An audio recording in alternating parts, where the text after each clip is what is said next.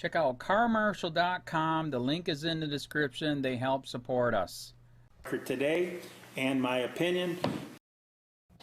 On this sidewalk more than 2 years ago, Keith Wood's case started when he was arrested for passing out pamphlets on jury rights and held on a $150,000 bond. Today, his appeal was heard, that judge upholding his conviction of jury tampering. Therefore, based on the arguments placed on the record today and my opinion, it is therefore ordered that the appellant's appeal is denied. Led from this courtroom he first faced November 2015, Keith Wood and his attorney continue their fight for their rights to free speech. It has a huge chilling effect on people. I guess you better not be on public sidewalks and better not be handing out information to anybody because you could get prosecuted. For Wood, this case has been merciless since his arrest, when he exclusively told Fox 17 he was speechless. Arrested for passing out 50 of these flyers the day an unrelated trial was set to start. His record was fine. He's no flight risk whatsoever. 8 children, and they set a $150,000 bond.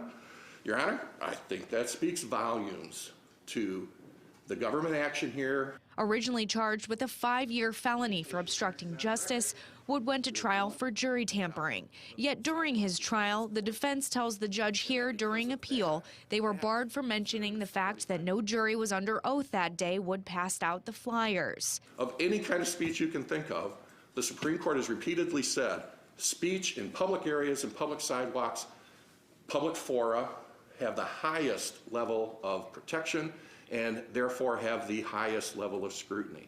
The Mecosta County prosecutor refutes Wood's First Amendment rights, saying his speech turned into threats to a jury. When speech is the means for committing an offense, then it's not protected. It is outside the constitutional protection of the First Amendment. And so what we have here is speech that had an intent and an end other than making a speech. It had an end of influencing a jury. Though this judge says Wood's case is closed, his defense is appealing to the State Court of Appeals. This case is far from over. Popular grocery chain certainly got a bunch of new fans. Jury tampering conviction upheld for man who passed out flyers on sidewalk. Posted 4:06 p.m., February 2, 2018, by Dana Chic Class, updated at 4:40 p.m., February 2, 2018. Mecosta County, Michigan. 27 months into his case, a judge denied the appeal for the man convicted of jury tampering, after passing out jury rights pamphlets on a sidewalk before the Mecosta County Courthouse. Friday in the Mecosta County, Isabella County District Judge Eric Janes upheld Keith Wood's conviction for the 1-year misdemeanor jury tampering.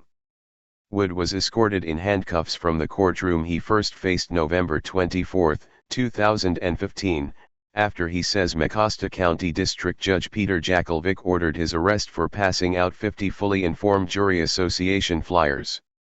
Wood stood on the sidewalk in front of that courthouse the day another trial was set to begin.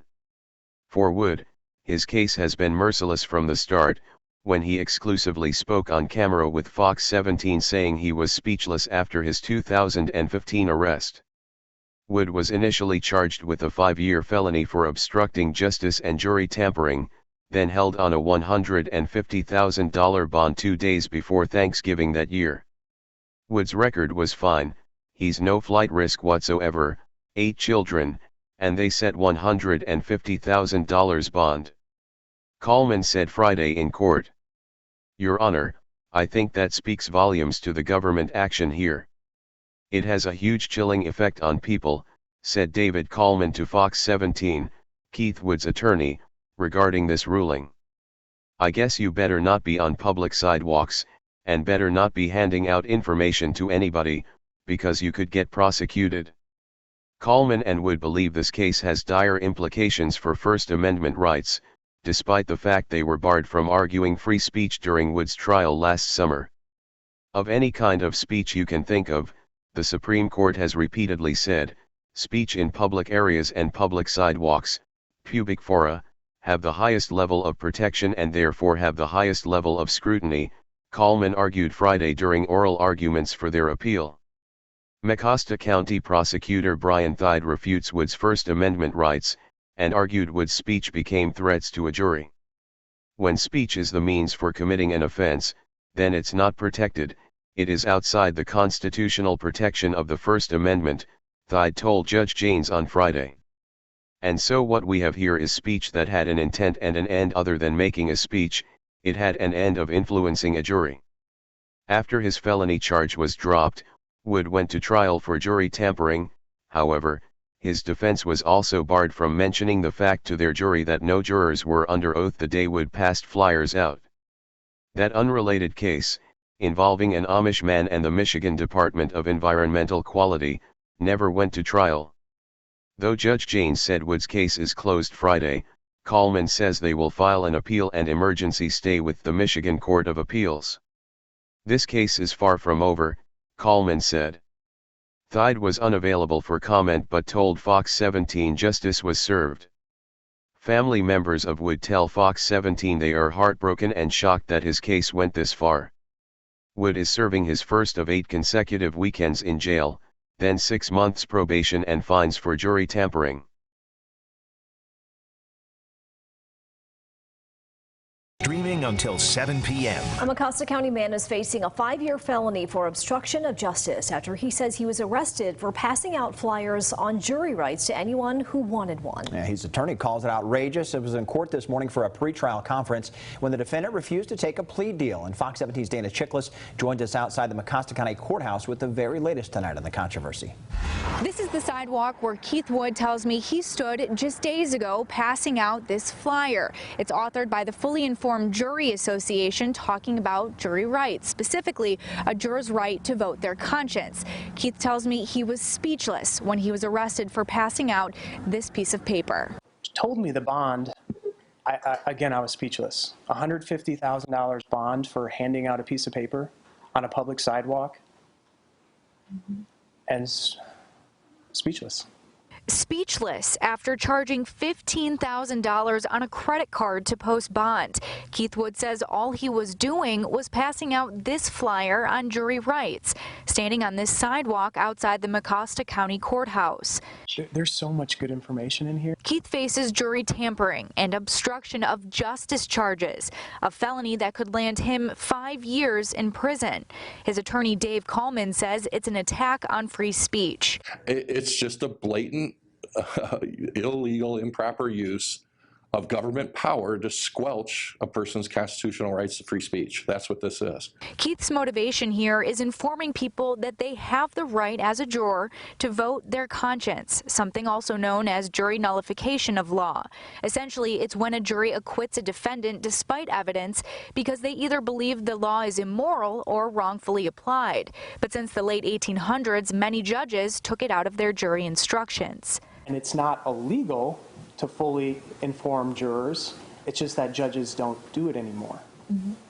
And to me, I just feel like the justice system would be much better off, and we the people would be much better off if jurors were fully informed again. Another bizarre piece. Last Tuesday, while passing out the flyers, Keith says the magistrate, then a deputy, came out 3 times, saying he was not being detained, but that the judge wanted to talk with him. When he says the deputy threatened to have city police arrest him, that's when Keith went inside the courthouse. She wasn't being rough, but she was kind of corralling me, and she was touching my jacket.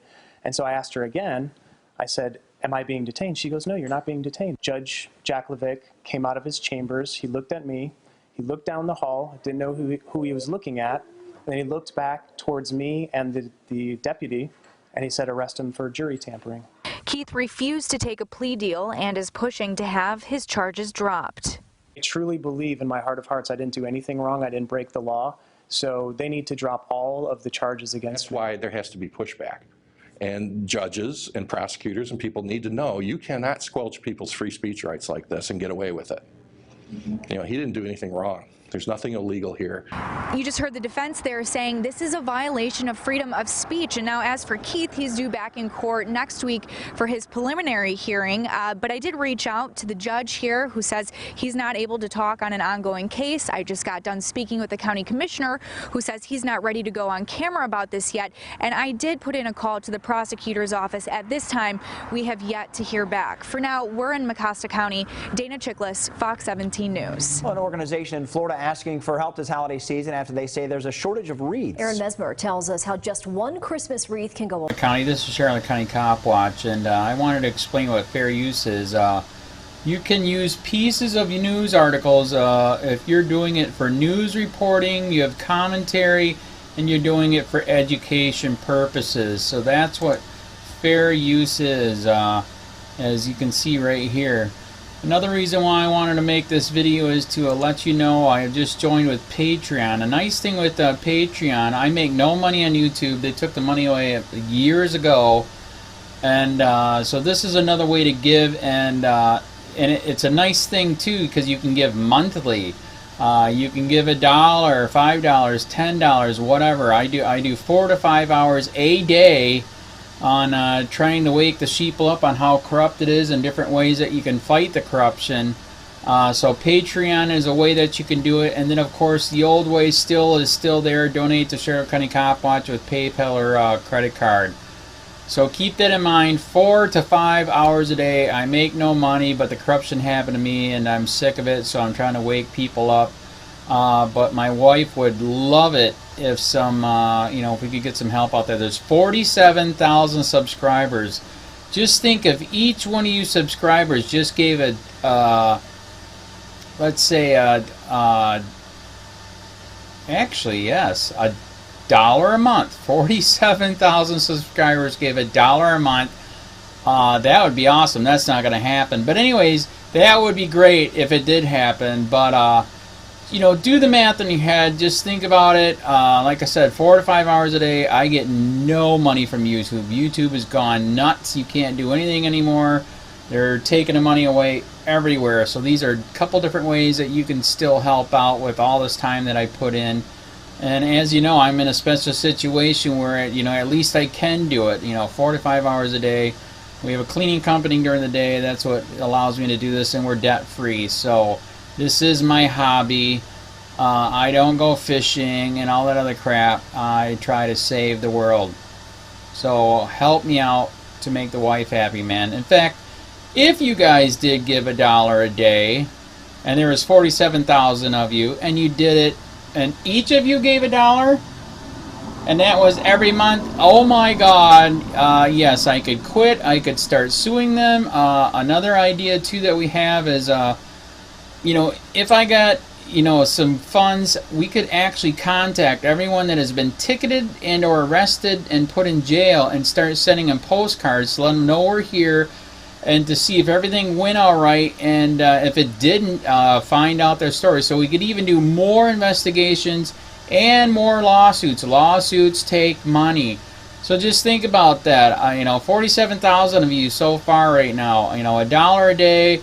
$1 a month on Patreon, or $5 a month Patreon, 10, 20, whatever.